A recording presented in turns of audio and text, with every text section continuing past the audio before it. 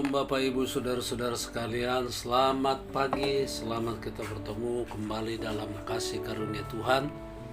Atas berkat dan pemeliharaan Tuhan sepanjang malam pagi ini kita bisa bangun dari tidur kita. Dan saya percaya bahwa Tuhan memperbarui kekuatan, kesehatan, bahkan Tuhan akan memperbarui dan mencurahkan berkat-berkat-Nya untuk kita, baik secara jasmani, teristimewa secara rohani.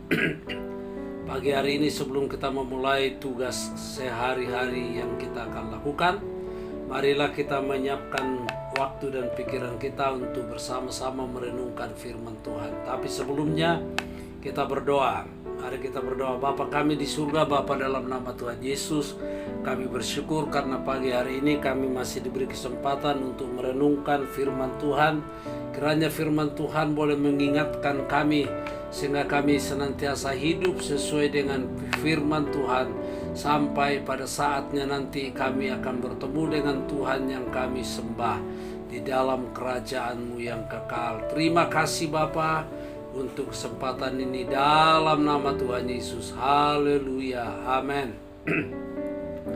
Pagi hari ini kita akan membaca firman Tuhan dari Amsal pasal 27 ayat 21. Saya berikan tema orang dinilai menurut pujian. Jadi Bapak Ibu, kita ini dinilai dan dipuji oleh orang-orang lain, bukan memuji diri kita sendiri. Dan penilaian itu menurut orang yang memuji kita, bukan kita sendiri memuji diri. Amsal 27 ayat 21. Kui untuk melebur perak dan perapian untuk melebur emas. Dan orang dinilai menurut pujian yang diberikan kepadanya. Nah, jadi perak itu dilebur di dalam kui, dan emas itu dilebur melalui api. Nah, untuk menguji apakah benar-benar ini perak yang asli, apakah ini emas yang asli. Nah, kalau manusia itu dinilai menurut pujian yang diberikan kepadanya oleh orang lain, bukan pujian yang kita sendiri memuji diri kita. Oleh karena itu penjelasan ayat ini, pujian yang kita terima dari orang lain menguji kita mengenai cara kita menanggapinya dengan sombong atau dengan rendah hati. Nah, kalau Bapak Ibu saudara-saudara dipuji orang, nah sekarang itu menguji dirimu sendiri. Bagaimana kita menanggapinya? Apakah kita menanggapi dengan sombong, wah hebat saya berarti, ataukah dengan rendah hati? Nah, mari kita lihat seterusnya. Sikap sombong. Sikap sombong itu pertama ya. Sikap sombong itu menyatakan penipuan diri dalam hati kita. Jadi kalau orang sombong itu sebenarnya itu penipuan dalam dirinya sendiri. Karena kita tidak sadar bahwa diri kita dan apa yang telah kita lakukan sebagian besar adalah karena Allah dan orang lain. Ya. Jadi kalau orang sombong itu menipu dirinya sendiri, karena apa yang kita lakukan itu sebenarnya itu adalah sebagian besar, bahkan seluruh yang kita lakukan itu kalau tanpa Allah tidak ada artinya. Dan juga orang yang ada di sekitar kita. Manusia tidak bisa hidup sendiri. Dari awal manusia diciptakan, Allah tidak pernah menciptakan manusia itu seorang diri.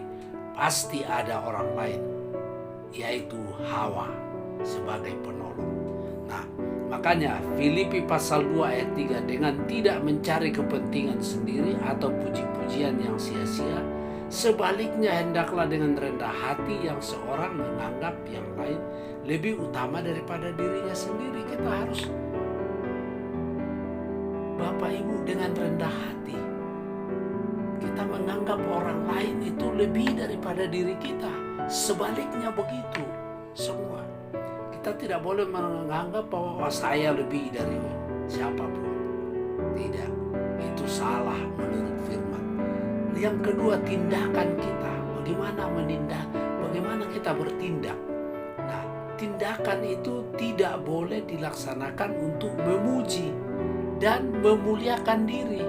Tetapi hendaknya itu mengalir dari pengabdian kita kepada Allah. Jadi yang kita harus muliakan, yang kita harus puji adalah Allah, firman Tuhan, dan juga kerajaan Tuhan. Makanya di dalam Amsal 27 ayat 2, biarlah orang lain memuji engkau dan bukan mulutmu, orang yang tidak kau kenal, dan bukan bibirmu sendiri. Yakobus 4 ayat 14, sedang kamu tidak tahu apa yang akan terjadi besok. Apakah arti hidupmu? Hidupmu itu sama seperti uap yang sebentar saja kelihatan lalu lenyap.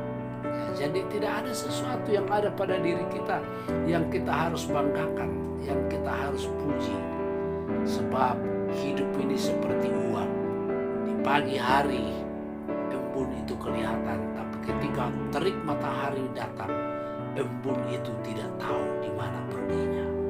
Demikianlah kehidupan manusia. Sehingga poin yang ketiga, setelah kita lulus ujian, pujian ini membuktikan kita hidup untuk menyenangkan Allah daripada orang lain, dan hati kita murni dan roh kita menyatu dengan Allah. Jadi pujian itu harus membuktikan bahwa kita ini hidup menyenangkan Tuhan, dan kita juga menyenangkan sesama kita melalui hati nurani. Nah, dengan demikian bahwa roh kita itu menyatu dengan Tuhan. Mazmur 51 ayat 21, maka engkau akan berkenan kepada korban yang benar. Tuhan berkenan kepada korban kita yang benar, korban yang terbakar seluruhnya.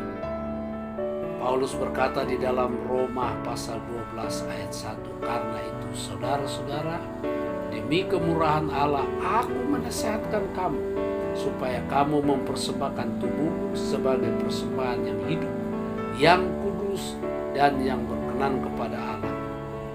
Itulah ibadahmu yang sejati. Puji Tuhan. Tuhan memberkati kita semua.